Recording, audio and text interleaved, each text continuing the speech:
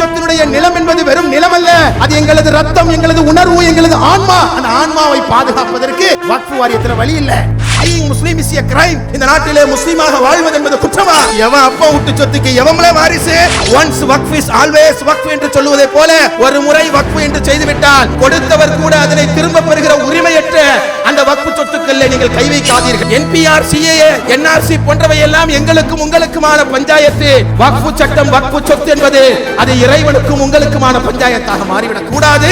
மரியாதைக்குரிய அண்ணன் மு க ஸ்டாலின் அவர்கள் தமிழ்நாட்டுடைய அவர் முதலமைச்சராகிறார். அதற்கு பின்பாகத்தான் 300 ஏக்கரை வழங்கிய சிறுபான்மை சமூகத்துடைய கண்ணீர் காட்சிகள் அடுத்த எபிசோடுக்கு போகிற. ஜமாத் பிரமுகர் ஒருவருடைய குரலை கேட்டு தமிழகத்துடைய முதல்வர் நேரடியாக ஓடோடி வந்திருக்க வேண்டாமா? அண்ணாமலைக்கு எதிராக பக்கபலம் காட்டுகிற துணை முதல்வர் அவர்கள் வந்திருக்க வேண்டாமா?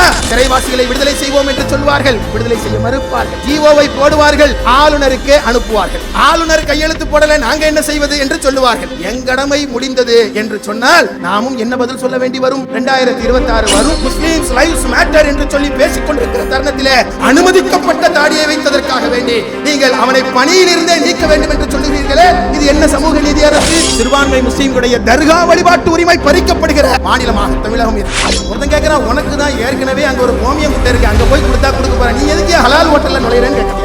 இந்த மானங்கிட்ட கேடு போட்டா ஒரு 200 வருஷம் ஜெயில போடலாம். அவ்வளவு வழக்க எச்ராஜா வைத்திருக்கிறார். அவருக்கு ஹாஸ்பிட்டலுக்கும் கூட்டு போக மாட்டேங்கிறாங்க, அவர் ஜெயிலையும் அடைக்க மாட்டேங்கிறாங்க. நடு ரோட்ல வெள்ளை சட்டையை போட்டு உழவு விட்டுருக்காங்க. பாவம் அவங்க வீட்டம்மா என்ன கஷ்டப்படுறாங்கன்னு யாருக்கும் தெரியும். வடிவேலு பாணியில அடிச்சு காட்டினா தானே எது பெருசுன்னு தெரியும். 2 பேருமே அடிக்க மாட்டேங்கிறீங்களா? யாரும் எக்கேடு கட்டு போங்கள். எங்களது நெத்தியிலே நாங்கள் சமூக நீதி அரசு என்று எழுதி வைத்துக் கொள்வோம். எஸ்வி சேகருடைய அப்பாவுக்கு வெங்கட்ராமன் தெரு என்று சென்னையிலே கொடுப்பாராம். நரம்பெல்லாம் திமுக காரங்களுக்கு இப்ப உடைக்குத. அந்த உடன்பிறப்பே குரலுக்கு சொந்தமான நாகூர் மணிஃபா அவர்களுக்கு நாகூர்ல ஒரு பேர், தெருக்கு ஒரு பேர், ஏற்கனவே இருக்கிற பேரை எடுத்துட்டு மாற்ற வேற ஒன்று இல்லை.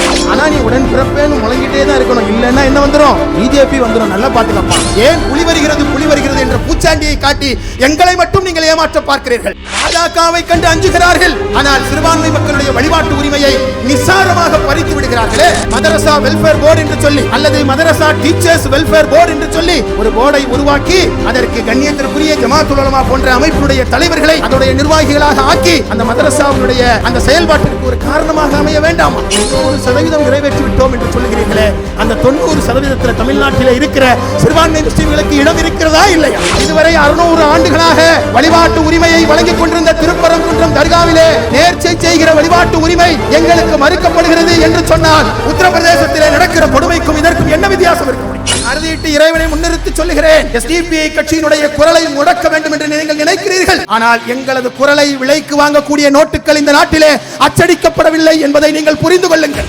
சட்டத்திற்கு எதிராக ஒரு சட்டமன்ற தீர்மானத்தை கொண்டு வாருங்கள் என்று சொல்லி நாங்கள் சொன்னால் இதுவரை காதில் வாங்கிக் கொள்ளாத தமிழக சட்டமன்றத்திலே ஒரு எஸ்டிபிஐ உறுப்பினர் இருந்தால் அன்றைக்கே தமிழக சட்டமன்றத்திலே இந்த தீர்மானம் நிறைவேற்றப்பட்டிருக்கும் என்பதை நீங்கள் உறுதியாக நீங்கள் எழுதி வைத்துக் கொள்ளுங்கள். சட்டமன்றங்களிலே பாராளுமன்றங்களிலே முடக்கப்படுகிற பல எம்எல்ஏக்கள் எங்களை தொடர்பு கொள்கிறார்கள். எஸ்டிபிஐ களத்தில் கொஞ்சம் குரல் எழுப்பினால் தான் எங்களுக்கு கொஞ்சம் மரியாதை இருக்கும்பா, இந்த விஷயத்தை சட்டமன்றத்தில் பேசுகிற வகையில் நீங்கள் குரல் எழுப்புங்கள் என்று சொல்லுகிறார்கள். இதை செய்ய மாட்டோமா நாங்க?